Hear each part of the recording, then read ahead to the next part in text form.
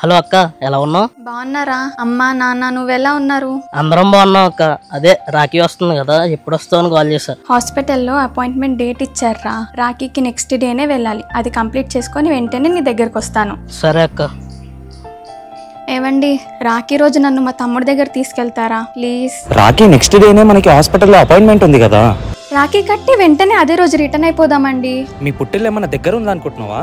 180 కిలోమీటర్లు. ప్రెగ్నెన్సీ పెట్టుకొని ట్రావెలింగ్ ఎందుకు?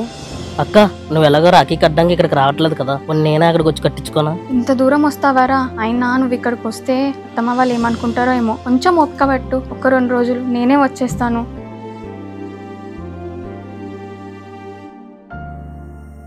ఏమైందమ్మా అలా ఉన్నావు? చిన్నప్పటి నుంచి ప్రతి రాఖీ పండక్కి మా తమ్ముడికి రాఖీ కట్టేదాన్ని మావయ్య. కానీ ఈసారి కట్టలేకపోతున్నా. పాపం వాడు ఎంత ఫీల్ అవుతున్నాడో ఏంటో. ఎలా ఫీల్ అవుతున్నాడో చూద్దామా?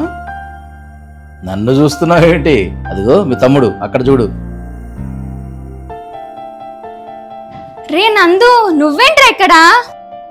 వద్దురా, అయినా నువ్వు ఇక్కడికి వస్తే అత్తమ్మ వాళ్ళు ఏమనుకుంటారో ఏమో. మావయ్య బస్ టికెట్ బుక్ చేసి మరీ ఇక్కడికి పిలిపించారు. థ్యాంక్ యూ మావయ్య. రారా ఇటు.